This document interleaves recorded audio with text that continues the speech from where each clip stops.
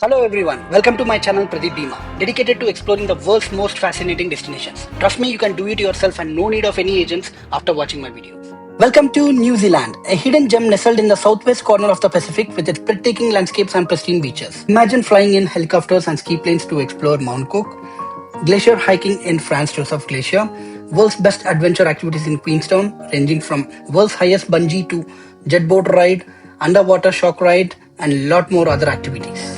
For many travelers, New Zealand is a once in a lifetime experience. Some of you might be thinking New Zealand is too far away or it's going to break the bank. Let's debunk those myths. While it's true that New Zealand is not on every continent's doorstep, getting there is easier than you think, with numerous flights from major cities worldwide.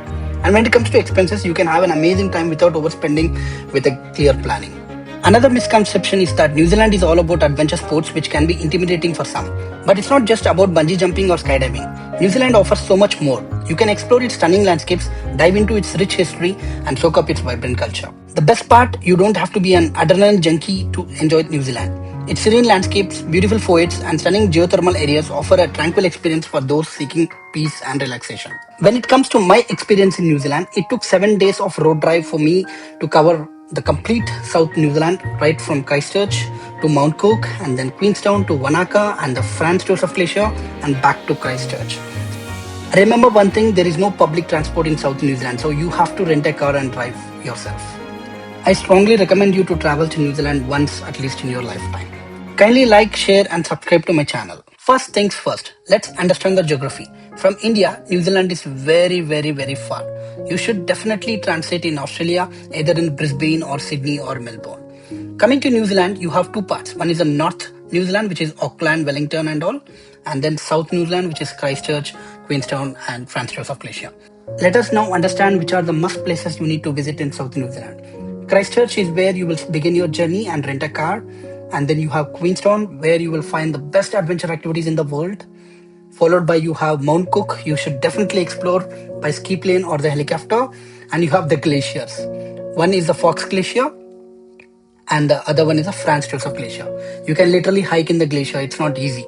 And you have a grey mouth where you can probably stay for a day and then come back to Christchurch. So this is how the circuit is going to be.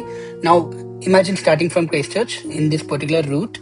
You will go towards Lake Takipo and then the Lake Pukaki, and then you go to Mount Cook where you have an airport, and that's where a small village of Mount Cook exists, and this is where you might need to stay for a night. And it's pretty expensive accommodation, and this is the aerodrome I was talking about. Yeah, this is where you can actually stay for a night. And next day you will again start your journey from Mount Cook and come in the same way which you came till Twizel, and then come back towards south towards the Cornwall and then to Queenstown.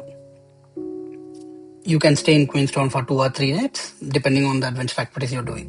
And from Queenstown you'll again come back towards Cornwall and then divert towards Wanaka. Wanaka is where the famous Instagram tree exists, and from Wanaka you will again continue your journey towards Haast, and from there you have a wonderful scenic journey parallel to the ocean, and then continue inside the forest, and then you can go to a place called Fox Glacier. I don't recommend you to stay in Fox Glacier. Rather, you can continue your journey to Franz Josef Glacier where you can stay for 2 nights. This is where you do a lot of other adventure activities. And then continue your journey to the next places, which is eventually the Greymouth, where you can stay, or you can probably decide to continue your journey. It's up to you. And towards the Arthur Pass is one more peak, which is very dangerous and but really worth visiting this particular route. And in this way, you will come back to Christchurch. It's more like it's not an exact circle, but it's more like a circuit you need to do. So this is how the New Zealand roadmap looks. So Christchurch is must, and Queenstown, Mount Cook, Franz Josef Glacier, and back to Christchurch. And the other places which you see in the down or the up is something which you can definitely ignore. It is really not a big deal. So this is how the geography looks. Let us now understand the visa process. As usual, go to Google, open Atlas and search for New Zealand. Here you have a lot of options to check, and unlike other countries, New Zealand visa is not very easy. You need to provide a lot of details like your photo, passport, bank statements, income tax returns also. They might ask for NOC from office, so you need to provide a lot of other documents. I'm not going to create a start application now because I don't have these documents readily available, but it's pretty much self-explanatory. You can just start the application and provide all the details which you want. Other option, if you want to avoid the at least management fee, you can directly go to Immigration New Zealand. You can create an account. You can log in if you have the account. Otherwise, you can create the account and you can apply for a visitor visa. You have all the options here. What is the Toro?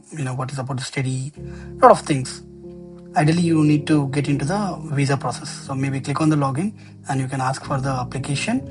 Click for the visitor visa or any visa whichever you want. But if it's for tourism, then it should be only visitor visa. Then you will further be given options like either general or any other things. It's up to you. And then you can start applying for the group or no. Proceed. So rather, it's more like a self-explanatory again. So you can just get into their website, log in and do it. In this way, you can avoid the management fee from Atlas, but it's still an expensive deal. It will cost approximately 10,000 INR in terms of visa. If you are going through Atlas, it might be 15,000. Let us now understand how to rent a car because it is required for you to travel in South New Zealand. Go to Google, search for rent a car in Christchurch Airport. You have a lot of websites, but I think Discover Cars is the best website you can think of because I've rented many cars in their website. Open Discover Cars and search for Christchurch Airport. You have option to return in the same location and you can select the pickup and drop date, including the timings. It clearly shows the driver's country of residence is India and age. You can just see all these things and click on search. You will basically be getting a lot of options in terms of cars. You can see the rates here. Toyota Camry with the diesel option, automatic, a lot of options are there. It's up to you which one you need to take. In my case, I've taken Toyota Aqua, which was really good and it's a hybrid model. Whenever there's a good way, it will take the electric, otherwise it will take the diesel. So it's up to you completely. And you will also have options to see what and all are included, what and all are not included. So you can first select the car whichever you want and then click on view deal to get into the more details of that particular car. Here you can see the complete details and then upgrade to full coverage is must, recommended. Do not even try to take risk without taking this coverage. It's must. Further, you have other options like in optional extras, additional driver, which means you need one more driver to drive the car, then you need to do that. Booster seat and snow chains is must if you're traveling in winter. You can enter all your details, etc. and then proceed for the payment. So it's pretty much straightforward. It's time to watch the real experience now. I've started from Brisbane to Christchurch in the evening flight, and after reaching Christchurch, I've collected my car and stayed in the airport hotel in that particular night. Next day morning, which is day 1, I've started my journey from Christchurch and went towards Mount Cook. In between, you can stop at some places for photos and then continue your journey towards Lake Takipo, where again you can spend time for photo session. From there, continue your journey towards Lake Pukaki and then reach Mount Cook. Overall journey time will be close to 6 hours and I strongly suggest to buy groceries and food items in between. Now, what is Mount Cook? What is that you have to do there? The main thing is you need to explore the ski planes and the helicopters. Just search for ski plane and helicopter of Mount Cook. You can directly get into their website and here you have options to book. Remember, you have lot of options to explore Mount Cook. Mount Cook is basically a mountain which is completely filled with snow. Here you can see multiple options. I mean, definitely it's only about the ski plane and helicopter, but then if you want to do the glacier hiking or you want to sit there for lunch or dinner or you just want to fly around the area, it's up to you. It's purely your decision. So I cannot exactly tell the amount. Yeah, here if you go, first option is ultimate experience, which means you can go by ski plane and then come back by helicopter. Remember, ski plane in New Zealand is the only one available in the complete world. So you can choose 45 minutes ride, 55 minutes ride, 30 minutes, and it's up to you which one you want to do it. So you can explore all the options here and then book the activity.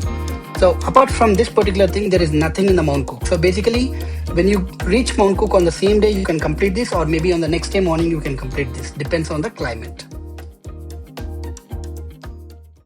In my case, I have opted for ultimate combo experience where you go by ski plane and come back by helicopter.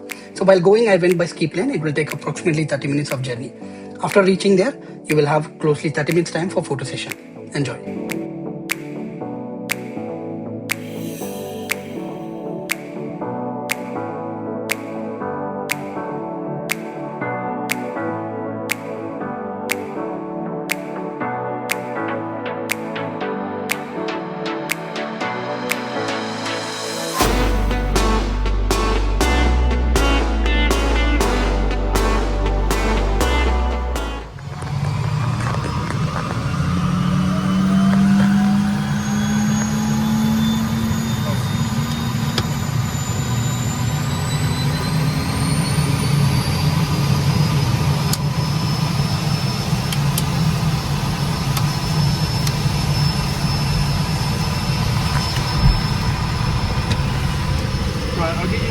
lift it off for me.